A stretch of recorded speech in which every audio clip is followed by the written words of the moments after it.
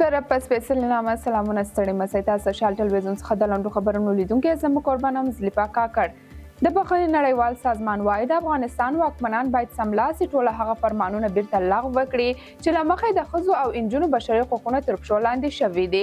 دغه سازمان د چهارشنبې په ورځ ناوخته پر خپل ایکس پاڼې یا پخواني ټویټر لیکلي افغانستان کې د ښځو او نجونو پر حقوقونو سخت بریدونه شوي چې په وینا یې د ښځو د ژوند ټولې برخې متاثره کړي دي. دوی دغه اندېښنې داسې مهال شایي چې د طالبانو د امر بالمعروف او نهي عن المنکر په قانون کې چې تېره اګست میاشت کې توشیح او رسمي جریده کې خپور شو د ښځو غږ عورت بلل شوی و.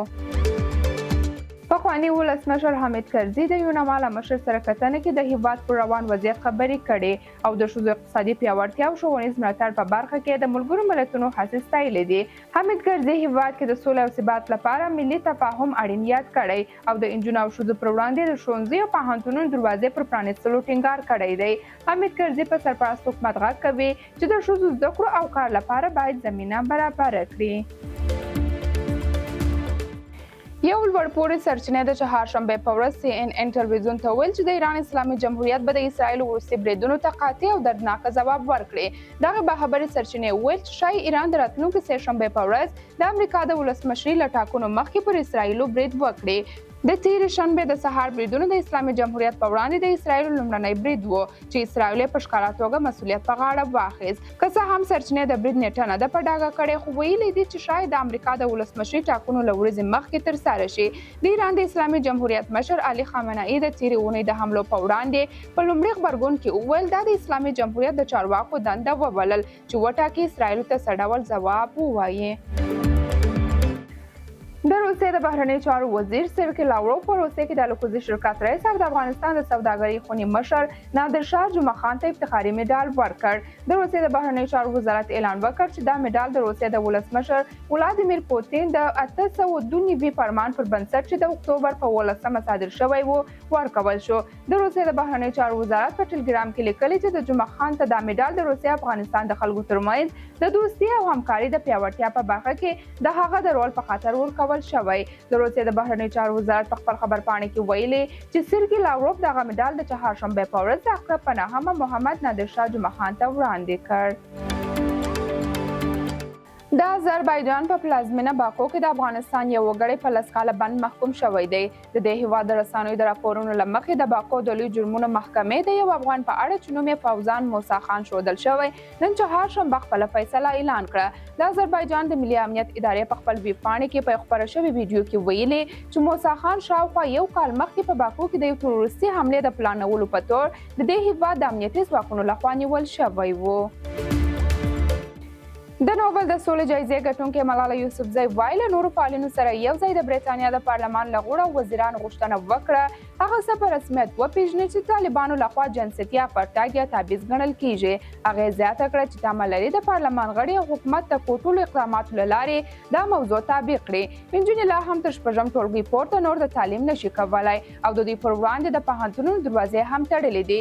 ښځې او نجونې نشي کولی په ملي او نړیواله غیر دولتي مؤسسو او اکثر دولتي ادارو کې کار وکړي. د طالبانو حکومت په ایران کې د وژل شوي افغان کډوالو د پیش څېړونکي پلاوي پیلي اعلان کړی. د طالبانو د حکومت د بیان مرستیال حمیدالله فطرت په یو بیان کې ویلي د ایران او پاکستان پر پوله کنګل سیمه کې پر افغان کډوالو ډزې او چاودنې شوې چې په پیله کې 2 کسان وژل شوي او ځینې نور ټپیان دي. ښاغلي فطرت ویلي د وژل شوي ترڅنګ 40 کسان چې د پیش عیني شاهدان و هیواد ته رالیږلي دي خو لا تر اوسه د پلاوي څېړنې تکمیل شوي نه دي. د فاریاب دولت آباد ولسوالۍ اوسیدونکي او د شپږو ماشومانو پلار چې 2 ورځې وړاندې د شبرغان په یو روغتون کې زیږېدلي وه رسنیو ته ویلي چې 6 واړه ماشومان یې مړه شوي دي. د غزني ولایت په ابند ولسوالۍ کې د تودې چینې سیمې اړوند کابل کندهار پر لویه لاره د 1580 ډوله کورولا موټر ترمنځ د ترافیکي پیښې له امله 9 تنو ته مرګ ژوبله اوښتې ده. د سرچینې د معلوماتو له مخې په دغه پیښه کې د یوې ښځې په ګډون 4 تنه مړه شوي او 9 تنه نور ټپیان شوي دي. په دایکنډي ولایت کې د تیر کال په پرتله د بادام په حاصلاتو کې 18 سلنه زیاتوالی راغلی دی. د یاد ولایت د کرنې ریاست مسؤلین وایي چې په دغه ولایت کې تیر کال د بادامو حاصلاتو کې 7,988 ټنه وه او سږ کال 15,488 ټنه دي چې دغه شمېر د احصایې معلوماتو له مخې د تیر کال په پرتله 18 سلنه زیاتوالی ښایي. نوموړي د بادام حاصلاتو د زیاتوالي اساسي لاملونه د ورښتونو زیاتوالی او بڼوالو ته د کرنې په برخه کې عامه پوهاوی ښودلی دی. د سعودي عربستان د بهرنیو چارو وزارت د یوې اعلامیې په خپرولو سره غوښتنه وکړه چې د نومبر په 11مه په ریاض کې د عربي ټولنې د غړو هیوادونو او د اسلامي همکاریو د سازمان ګډه غونډه جوړه شي چې فلسطین او لبنان باندې د اسرایلو د بریدونو د دوام په اړه بیا کتنه وکړي. د اسپانیا په ختیځ جنوب سیمو کې د سملاس سیلابونو د راوتلو له کبله لږ تر لږه 95 کسان مړه شوي دي. د اسپانیا چارواکي وایي ممکن د مرګ ژوبلې شمېر لوړ وي ځکه په وینا د ټولو سیلاب ځپلو سیمو د زیانونو معلومات لا نه دی وروستی شوی. د اسپانیا صدر اعظم پرون چهارشنبه ناوخته وویل چې دغه هیواد د لسګونو ښارونو دغه سیلابونه زیانمن کړي او په وینا یې ګواښ لا هم له منځه نه دی تللی. یونان د پناه غوښتونکو او مهاجرو په اړه له اروپایي ټولنې څخه د سختو سیاستونو غوښتنه کړې ده. دا غوښتنه په داسې حال کې راپورته کیږي چې په منځني ختیځ کې د روانې جګړې له امله اروپا په ځانګړې توګه یونان ته د تلونکو کډوالو شمېر یو ځل بیا زیات شوی دی. د یونان د مهاجرت وزیر ویلي تمه ده چې د روان کال تر پای به دغه هیواد ته د پناه غوښتونکو شمېر 5,000 ته ورسیږي. د فرانسې د ساحل ساتونکو ویلي 4 کسان هغه وخت وژل شوي چې غوښتل د مانش کانال د لارې برېټانیا ته لاړ شي او 15 نور ژغورل شوي دي.